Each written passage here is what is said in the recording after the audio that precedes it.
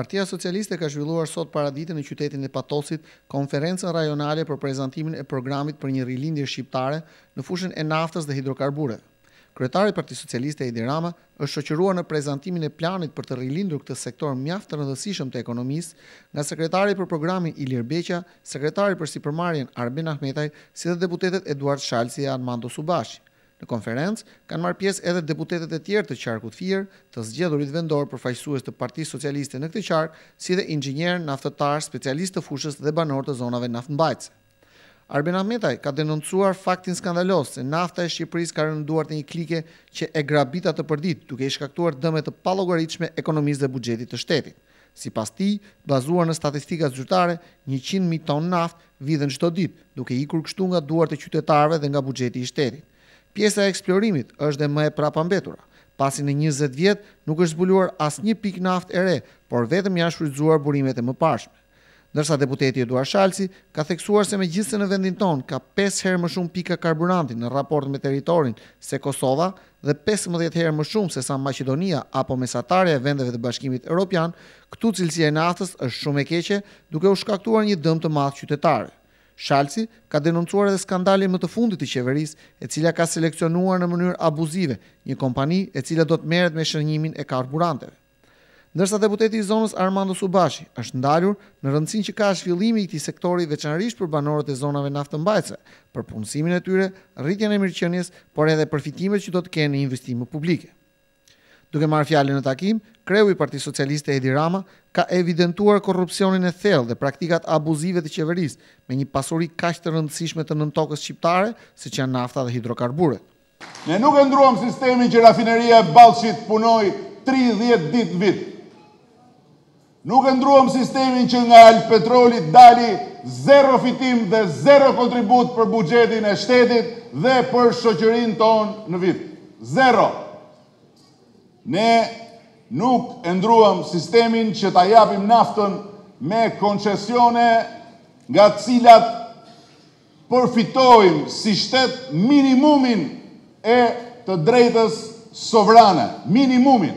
Asnjë vend tjetër që ka naftë nuk ja lejon dot vetes këtë që qeveria e Shqipërisë i ka imponuar këtij vendi dhe kësaj shoqërie. Të koncesionoj një pasuri kombëtare strategjike siç është nafta dhe nga këto koncesione të përfitoj minimumin e drejtës sovrane. Për të shkuar deri në pikën që të privatizoj Alpetrolin, duke dorëzuar të drejtën sovrane dhe duke guxuar të mendoj që ta kthej Alpetrolin në Ministrinë e Naftës, por me pronar privat. Nuk e ndruam sistemin për të mbritur në këtë pikë të hallit ku Shqipëria të mos përpunoj dot asnjë ton naftë, të çojë jashtë 1 milion ton naftë që nxiren jashtë çdo standardi, jo në formën e shfrytëzimit burimit, por në formën e grabitjes burimit, dhe ndërkohë që eksporton 1 milion ton naftë, importon 650.000 ton në vit me 2 fishin e çmimit që fiton nga eksporti. Ku është parë kjo?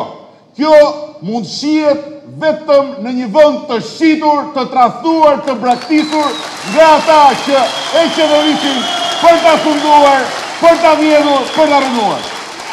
Kryesocialisti ka renditur të gjitha hapët që do të ndërmarrë qeveria socialiste pas 23 qershorit për ta rilindur dhe vënë eficiencë këtë sektor jetësor për ekonominë e vendit.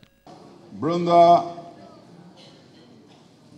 300 ditësh ne do të realizojmë një ekspertizë të plotë në nivel qendror, të gjithanshme, ekonomike, financiare, ligjore, administrative për të gjithë sektorin e naftës,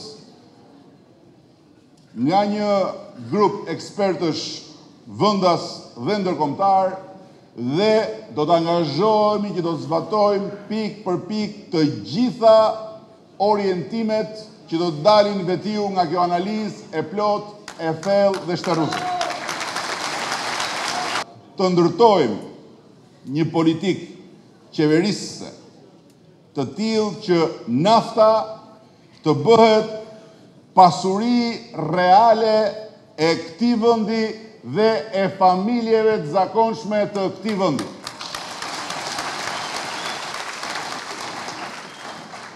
Të ndërtojmë një politikë qeverisëse të aftë që të rrisë investimet në kërkim zbulim për të shtuar rezervat e naftës nga vendburimet e reja me investime private, qoftë të re, qoftë në det.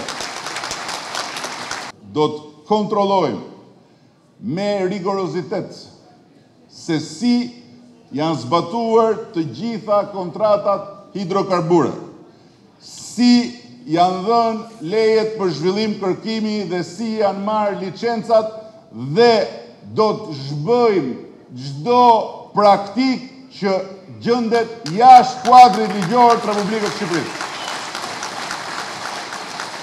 Rama ka premtuar transparencë të plotë për pseudo privatizimin e Alpetrolit. Për ne do të kishte mjaftuar vetëm pseudo privatizimi i Alpetrolit për të ndërmarrë një nisëm të plotë hetimi dhe gjykimi dhe për të parë mbrapa hekurave ata që morën pjesë në këtë mashtrim të madh të popullit shqiptar, qofshin ata që e projektuan nga ana e qeverisë atë privatizim, qofshin ata që përmes atij privatizimi në emër të pushtetit si sekser tentuan të përfitojnë dhe qofshin ata që mashtruan popullin shqiptar, mashtruan shtetin shqiptar me një ofertë fiktive dhe qofshin dhe ata tjerët që garantuan ekzistencën e asaj oferte.